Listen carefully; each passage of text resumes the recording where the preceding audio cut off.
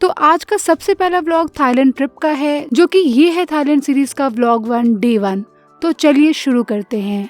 तो हमारी थाईलैंड की फ्लाइट दिल्ली T3 से सुबह 11 बजे की थी और हाँ, थाईलैंड का टाइम इंडिया से 1.5 घंटा आगे है। तो मैं थोड़ा सा बैग फ्लेक्स करते हुए फ्लाइट में बैठ जाती हूँ। फिर बेहतरीन नज़ारे खाते सोते हम लैंड हो गए थाईलैंड की स्वर्ण भूमि एयरपोर्ट पे। और सबसे बढ़िया बात इंडियंस के लिए ये है कि थाईलैंड वीजा बिल्कुल फ्री है, तो कोई ज्यादा फॉर्मेलिटीज भी नहीं करते। डायरेक्ट इमिग्रेशन पे जाने के बाद पासपोर्ट पे स्टैंप लगवा के हम चल देते हैं कार की तरफ जो हमें लेने आई होती है, क्योंकि सबसे पहले जा रहे थे हम पटाया। ऐसा हमने क्यों किया है मैं आपको आने वाले ब्लॉग में जरूर समझाऊंगी। अब क्या है ना कि आप एयरपोर्ट से पटाया के लिए बसेस भी ले सकते हो, जो कि आपको 130 बात में पटाया ले जाती है, यानी इंडियन रुपीस के हिसाब से 300 रुपए। जब भी बात बोलूंगी ना तो आप इंडिया के हिसाब से 2.5 गुना मल्टीप्लाई कर लेना। खैर, बस में आपको 3-4 घंटे का समय लग जाएगा, लेकिन कैब से एक्सप्रेस वे से आप 1.5 घंटे में ही पहुंच जाओगे। बट कैब थोड़ी महंगी है, कम से कम 1300 बात, और एयरपोर्ट से आप डायरेक्टली टैक्सी लेते हो तो 2000 बात में आपको पहुंचा देगी। सो बेटर है, मैं आपको सजेस्ट ये करूंगी कि आप ग्रैब या फिर बोल्ट एप्लीकेशन का इस्तेमाल करो। और बोल्ट ज्यादा सस्ता भी है और थोड़ी मांड वाली करोगे ना तो काम तो पक्का ही बन जाना है। खैर, कार काफी बेहतरीन भी थी और इवनिंग के नज़ारे देखते हुए हम चल दिए पटाया की ओर। और पता है, कैब में हम इतने ज्यादा थक गए थे ना कि 1.5 घंटे तक हम कैब में सोते ही रह गए और बस पहुंच गए पटाया बीच के पास ही वाले होटल में। होटल काफी बढ़िया था। अब देखो, होटल रूल्स में ये लिखा था कि 1000 बात सिक्योरिटी देनी पड़ेगी, लेकिन हमसे कोई सिक्योरिटी डिपॉजिट ही नहीं लिया गया। और यार, एक चीज तो है, थाईलैंड आते ही एक चीज क्लियर है कि यहाँ लैंग्वेज इश्यूज बहुत ज्यादा है। इंग्लिश हर कोई नहीं बोलता, सो फोन में कुछ चीजें दिखाकर लैंग्वेज ट्रांसलेशन करके समझाना पड़ता था। और पता है, होटल्स और फेमस स्पॉट्स पे तो मैनेजेबल है, बट लोकल में तो बहुत ज़्यादा इश्यूज आते हैं, बहुत ज़्यादा लैंग्वेजेस के बहुत। तो आप ट्राई करना कि आप कोई एप्लीकेशन ऐसे डाउनलोड कर लो जिससे आपको इजी रहे, मतलब किसी को लैंग्वेज ट्रांसलेट करने में। और अब हम सारी दिक्कतों के बाद थोड़ा फ्रेश होके हम निकल जाते हैं रात में पास के ही स्टोर्स वगैरह को देखने।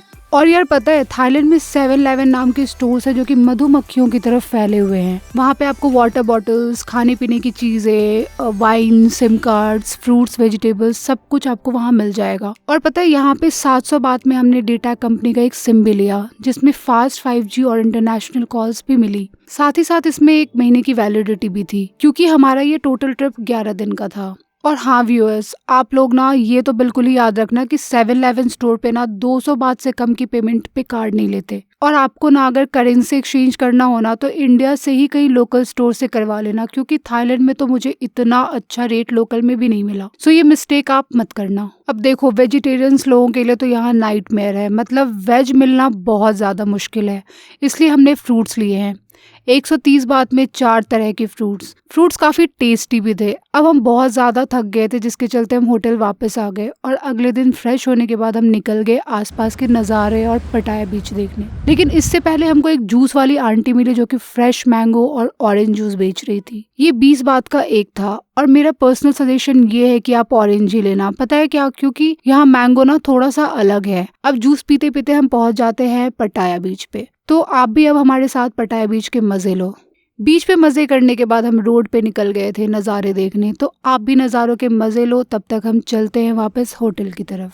अब देखो, रास्ते में जाते वक्त हमको मिल गए स्कूटी वाले भैया, जो कि 200-300 बात में रेंट पे दे रहे थे स्कूटी, लेकिन हमने स्कूटी नहीं ली। मतलब किसी को कीड़े मकोड़े भी खाने हैं तो वो भी खा सकते हो। दुनिया भर का सी फूड भी मिलता है यहाँ पे। बाकी आप लोग बताओ, आपने कभी ट्राई किया है या नहीं। और ये देखो, मेरे हस्बैंड को लड़कियों की तरफ कैसे डोरे डालते हुए आगे चल रहे हैं ताकि ये ठीक से लड़कियों को देख पाए। और यहाँ पे ना बहुत सारे करेंसी एक्सचेंज, वीर और मसाज सेंटर्स भी है। अच्छे वाले भी होते हैं और बुरे वाले भी होते हैं, आपकी मर्जी है, आप कहीं भी करवा सकते हो। ये पटाया बीच की इवनिंग लोकल मार्केट है, काफी कुछ यहाँ मिलता है। जिसके बाद हमने 7-Eleven से कुछ इंटरेस्टिंग स्नैक्स लिए थे जो कि ठीक ठाक ही लगे थे। और फिर हम थोड़ा रेस्ट करके हम फिर से पटाया बीच का नाइट व्यू लेने निकल गए थे। ये बीच ना काफ़ी फैला हुआ है, तो आप कहीं भी जा सकते हो इस पे वॉक करने, फिटनेस के लिए रन करो और इसके बाद हम वापस होटल चले जाते हैं क्योंकि आराम करना भी बहुत ज़रूरी है। हम कल आए और फिर बहुत ज़्यादा टायर्ड भी हो गए थे, बहुत ज़्यादा। खैर अब तो हम आराम करने चले और आप लोग अब नाइट व्यू और नाइट मार्केट, नाइट स्ट्रीट को एंजॉय करो। और अब मैं आपको मिलती हूँ थाईलैंड सीरीज के नेक्स्ट व्लॉग में, जहाँ आपको बहुत कुछ इंटरेस्टिंग जानने को मिलेगा। और प्लीज़ कृपया करके आप लोग ना मेरे चैनल को पक्का से सब्सक्राइब कर लेना क्योंकि मुझे ना आप लोगों के सपोर्ट की बहुत ज़्यादा ज़रूरत है। और वीडियो को लाइक भी कर देना और शेयर भी कर देना। So bye bye viewers, see you in the next vlog.